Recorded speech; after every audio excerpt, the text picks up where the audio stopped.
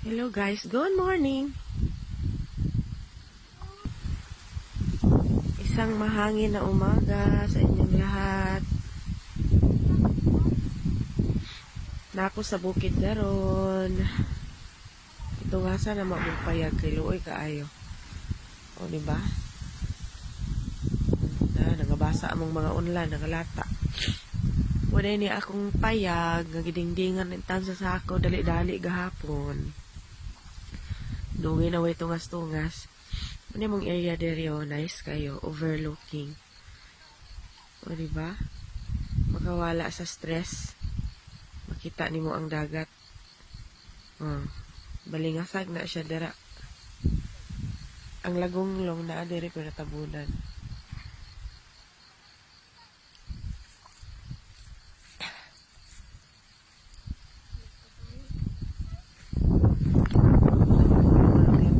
Pakikog lampasuno no.